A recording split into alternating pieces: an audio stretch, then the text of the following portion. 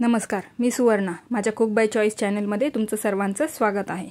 आज आपण बघणार आहोत हेल्दी असे छोलेचे कटलेट आणि आप्पे, जे एकाच मिश्रणापासून तयार होणार आहेत. हे बनवायला अगदी सोपे आणि खाण्याला सुद्धा एकदम टेस्टी असे आहेत. तुम्ही सकाळी नाश्त्यासाठी, संध्याकाळी जेवणासाठी, टिफिनसाठीही करू शकतात. तर मग याची कृती बघूया. मी 1 वाटी छोले रात्रभर भिजवून ते कुकरमध्ये शिजवून घेतलेले आहेत. 5 ते 6 शिट्ट्या काढून घेतलेल्या आहेत त्यामुळे ते एकदम व्यवस्थित शिजलेले आहेत. ते थंड झाल्यानंतर एका मिक्सरच्या भांड्यामध्ये घेतलेत.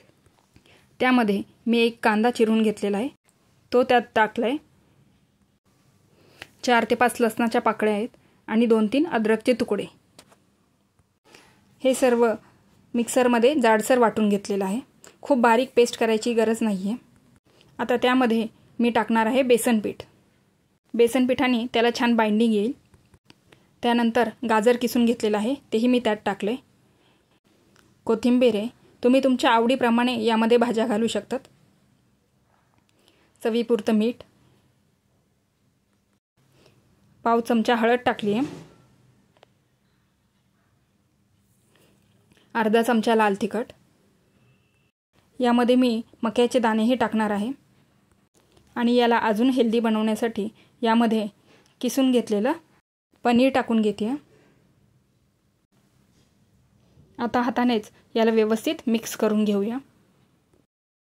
मिक्स झाल्यानंतर या मिश्रणाचे मी काही कटलेट बनवून घेणार आहे. हातावर हलक्या हाताने थापून याचे कटलेट बनवायचे. आता तव्यावर बटर किंवा तूप घालून हे कटलेट फ्राय करण्यासाठी ठेवायचे आहेत. मी हे शॅलो फ्राय करणार आहे.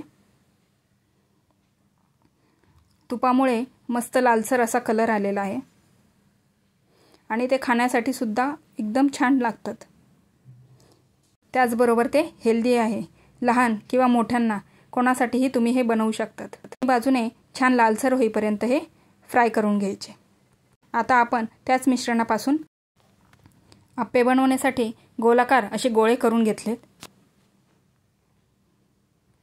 आणि हे सर्व गोळे तयार झाल्यानंतर आप्पे पात्र मी गरम करून घेतलेला आहे. त्यामध्ये तूप घालून घेणार आहे. तुम्हाला हवं असेल तर तेल, बटर काहीही टाकलं तरी चालेल.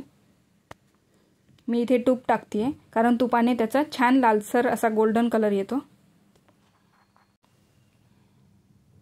तुपाची क्वांटिटी कमी किंवा जास्त तुमच्या आवडीप्रमाणे तुम्ही करू शकता. आता तयार केलेले सर्व गोळे यामध्ये ठेवून घेऊया. गॅस मी मीडियम केलेला आहे, कारण गॅस मोठा ठेवला तर हे वरून ब्राऊन होतील आणि आतून कच्चेच राहतील. त्यामुळे कमी गॅसवर व्यवस्थित झाकून 5 ते 6 मिनिटं एका साईडने आणि नंतर टर्न करून दुसऱ्या बाजूने ते भाजून द्यायचेत. मुलाच्या टिफिनसाठी किंवा संध्याकाळच्या स्नॅक्ससाठी तुम्ही नक्की ट्राय करून बघा.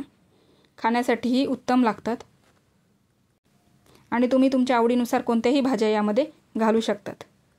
झाकण ठेवून 5 मिनिटं मी कमी गॅसवर ते फ्राय होण्यासाठी ठेवले आहेत. तोपर्यंत आपले टिक्की तयार झालेले आहे. झाकण उघडून बघूया आपण. चमच्याने आता पलटी करून घेऊया. एकदम छान असा गोल्डन ब्राऊन कलर यायला आलेला आहे.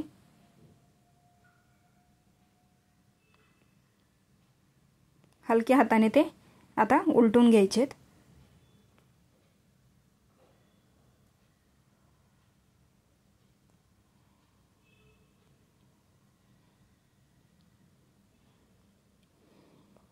दुसऱ्या बाजूनेही छान क्रिस्पी झाल्यानंतर खाण्यासाठी मस्त लागतात आणि मुलांना तर क्रिस्पी स्नॅक्स असल्यावर खाण्यामध्ये आणखी मजा येते.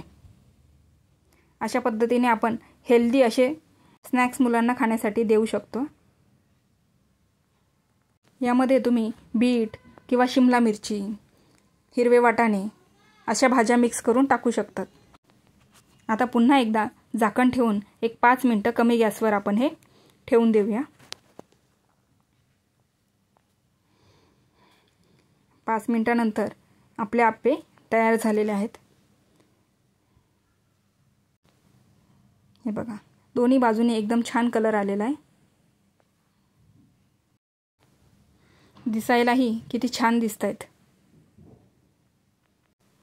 मस्त क्रिस्पी असे बॉल तयार झालेले आहेत. व्हिडिओ आवडला असेल तर लाईक करा, शेअर करा आणि कमेंट करायला विसरू नका. व्हिडिओ पूर्ण बघितल्याबद्दल धन्यवाद. आणि अजूनही चॅनलला सबस्क्राईब केलं नसेल तर नक्की करा. धन्यवाद.